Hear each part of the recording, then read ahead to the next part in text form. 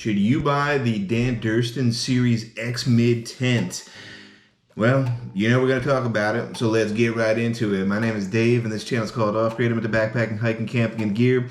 And that very simple question is what this whole video is about. It is taking the backpacking and camping world by storm, if you haven't already. And it is called the X-Mid series of tents. So I figured I'd do a deep dive into it, take a look at all the tech specs, all the other good stuff for you guys to make an informed decision, especially if you're on the fence. Maybe you don't know 100% what this tent is all about. Let's get into it and I'll inform you guys. So I'm gonna do mostly just kind of like a tech spec run out, tell you the different models that they have and their offerings, and kind of like the positives and the negatives as well. I call them the pros and the negs, whatever you want to call them, to give you guys a little bit more info on this tent. But basically, there are 3 different types of styles within this X-Mid umbrella that they have, and there are 2 major types of materials that are used. So within each type of division, there are 2 sets. There's a 1P and a 2P, and then there's a 3-season and a 4-season type, as well as a pro model that they're calling it rather, and that's made out of Dyneema. So they have what they just label as the original X-Mid 3-season, which means that the bug net comes down a little bit lower and allows for more ventilation. And then they have what they call the X-Mid solid, which means that the bug net is smaller, the solid wall comes up a little bit higher, and that is labeled more for your 4-season backpacking needs.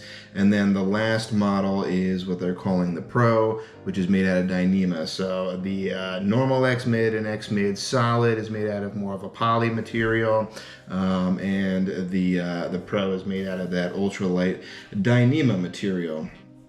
So, and then again, like I had mentioned, there's a 1P and a 2P for each one of those versions. So there's 6 total that you can take a look at.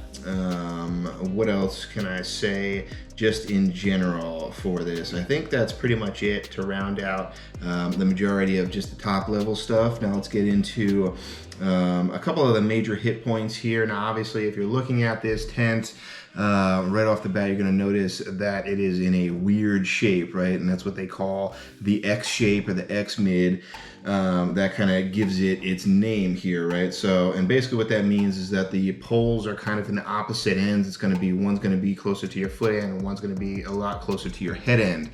And I'm going to try not to spoil it too much right now. That's going to get into the positives and the negatives a little bit later on, but that's kind of like the overall shape and the design of the tent. It's more unusual and kind of makes it a lot more alluring to people when they're kind of looking at this tent. They're like, whoa, it looks different. It's not your standard tent, and that's obviously true.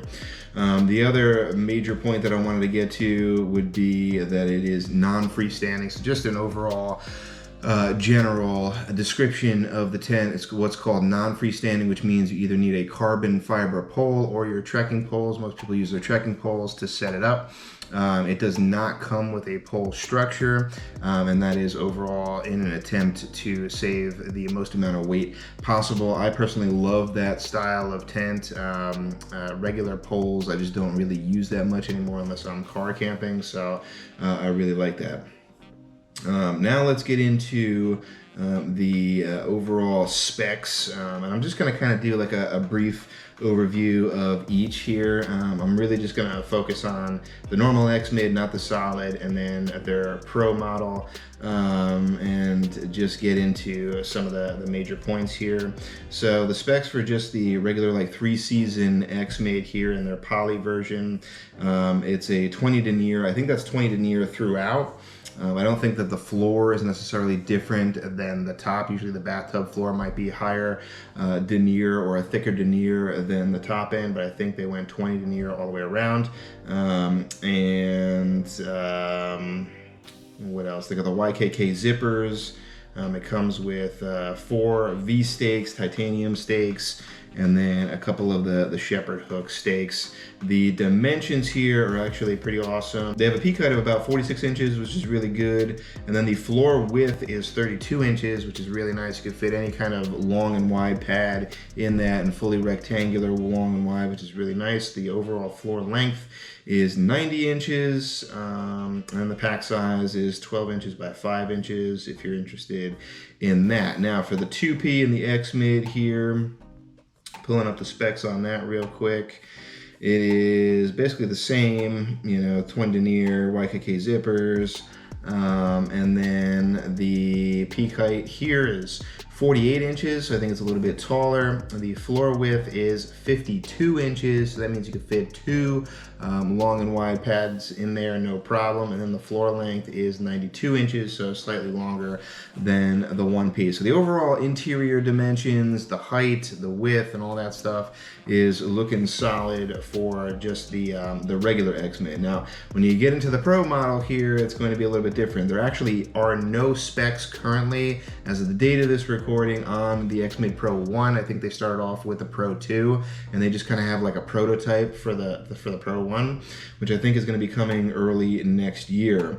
But for the Pro 2, the specs on that one, we've got, again, YKK zippers. They're using a 0.55 ounce Dyneema composite fabric, so they're not using Ultra. A lot of companies are switching over from Dyneema to Ultra now, so I'm not sure if they're going to be planning on going with that in the near future or not, but this is actually going to be a combo. It's not 100% Dyneema. They use a 15D sil nylon floor with it, so the floor fabric is different than the outer fly. The major difference here between the Pro version and the regular X-Mid is going to be that the Pro version is a single wall, and the regular X-Mid is a dual wall, what they call dual wall, which basically means that you have an inner bug net that is separate from the fly that goes over it, whereas the Pro version is a single wall, so the bug net is kind of combined with the regular fly. So that's the biggest difference there. And then obviously you save weight with going with a single wall because there's less material there. But yeah, the other specs on this one, they got a peak height of 46 inches for the 2P. In the Pro version, they got a floor width of 48 inches, which means you can't fit two regular long and wide pads in there unless you're going head to foot, which I'll get into in a little bit, and what I would actually recommend on this one. And then the length is 90 inches for the bathtub floor.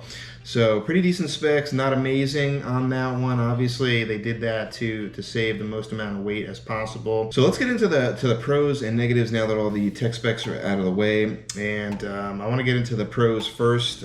First and foremost, what I just mentioned, the fact that the poly version of the X-Mid of the 1 and the 2P is a dual wall. And the reason for that is for a couple of reasons, really. One, they sell a separate kit so that you can set it up in what they call stargazer mode, which basically means you can take the fly off and just use the bug net, and you don't have to worry as much in a dual wall system or setup with condensation dripping on the inside of your tent. That bug net is going to help protect you a little bit more from that collection of condensation on the inside of your tent. So I really like that about just the normal X-Mid and not the Pro model, obviously. The other thing, and another big reason why people love this tent or are attracted to this tent, is the fact that it takes a minimum of 4 stakes to set up. Now, how good is that going to be in the wind with the 4 stakes? I don't really know. I think I would actually question that a little bit as to, you know, especially in a light breeze, if it's going to be flapping a little bit in the breeze. So I think 6 is still going to be your standard, especially to have an anchor point for that door to be able to zip it up and down. You know, to me, I would still use 6 stakes, but the fact that you can do it with 4 is actually pretty attractive. The other pro that I want to get into is the fact that you have a dual entry. So there's not many, and this is specific, I'm talking now to the 1P, because a lot of 2Ps, almost every 2-person tent is going to have a dual entry. But especially for the 1P here in both the Pro version as well as the regular X-Mid or 3 season or 4 season, the one person has a dual entry, which means you can get into it on either side, and the fact that it doesn't have a dedicated head or foot end, which basically means that you can set this up in pretty much any kind of configuration depending on the terrain that you want to set your tent up in. So that's really nice. And the last one that I want to get into here is that it has very steep walls. So the fact that the poles go on like the corners of the tent means that wherever you end up like sticking your head or your foot end, it slopes down quite a ways. I think that's going to do you very well in rainy and slightly snowy conditions, but if you're talking about wind, I'm not so sure. I think it might actually end up proving a little bit more detrimental in the wind because it doesn't look as aerodynamic in that regard. So rain and snow, pretty good. Wind, I have my questions about, or I have my hesitations there about that. Now let's get into the negative, and there's a couple that I could think of. First of all is obviously the price again for the Pro model, for the 1P or the 2P. The big problem here is that they're in such high demand that you can't even really get your hands on them. You have to get notified, and the other fact there is that they don't keep their prices listed online, so they don't really stick to them. Basically, what that basically means is that like when they get a new run in, they can potentially end up increasing or decreasing the price, however which way they want to, which they could do that at any point anyway. But the simple fact that they don't list their prices even though they're out of stock, to me is a little sketchy. I'm not really super keen on that one. So it basically also means that I don't really have price points that I can give to you guys. I heard of a couple of the YouTubers who have them and did first looks on them, so I kind of have a ballpark of what they're at, and I think for the Pro model, for the 2P, it's going to be competitive to the Z-Pack, so it's going to be right around that $600 price point.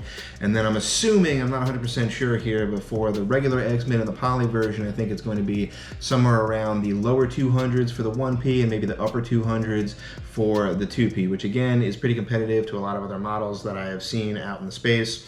But the other negative that I want to talk about here is that god-awful X shape, and this is something that is super controversial. I know people are going to roast me in the comments down below, but I hate that X shape to it, and I know that's one of the big attractions that a lot of other people are looking for this tent. And the very simple fact that the pole is closest to your head also means that you don't have that pole in the center. And a lot of people are saying, well, it's a problem if you have an issue like swinging your knees over or climbing into your tent at night. The fact that it's at your head end means it's a lot easier to get into your tent. I personally never really had an issue with that, so I don't think that is either a pro or a con in either way. I do like that it is positioned close to your head end so that you can sit up and that your head isn't hitting the wall as you're trying to sit up at night. Or change or do anything else in your tent at night. But the fact that it is in an X pattern means that you're going to have a little bit more space at your head end, but when you go to sit up, the wall is going to kind of be like over here on the right side of your face, and then it's going to open up as you go towards your foot. I don't particularly like that, especially for a one-person tent. When I sit up, I want to have that whole space like around my head and my face and shoulders to be wide open so that you have less of that claustrophobic feel to it. And this tent doesn't really give you that. And particularly for the two-person, rounding it back or circling back around to that whole sitting or sleeping with the head-to-foot ratio here, especially with a Pro model where it's 48 inches, if you want to fit two long and wide pads into that, the only way that you can do that is to have a pad that is wide but is tapered at the bottom. So you can't, obviously with 48 inches, you can't fit two 25-inch wide pads. It's 50 inches together in that tent. But if you have a tapered pad, which basically means you got 25 inches at the head end and it tapers down to 18, 19 inches at the foot end, what you can do is you can put the head end of one pad on one side, especially in that X shape where you have more space, and then you could have to put the foot end of your other pad, or the other person sleeping in there with you, basically at your face. So you get to smell the other person's nasty feet and foot pox of their quilt or sleeping bag all night long. So not the traditional way to sleep 2 people in a tent, but you can make it work that way. And I ultimately think that that is the best way to put it, mostly because, again, of the overall interior shape of and the design of that tent, because you have to have enough space when you're sitting up. If somebody is trying to fit side by side next to you, one person's going to have a lot of headroom and space when they go to sit up, and the other person is not. They're going to be hitting into that wall. So the only way to really have enough space is to kind of put, like I said, the pads from head to foot end.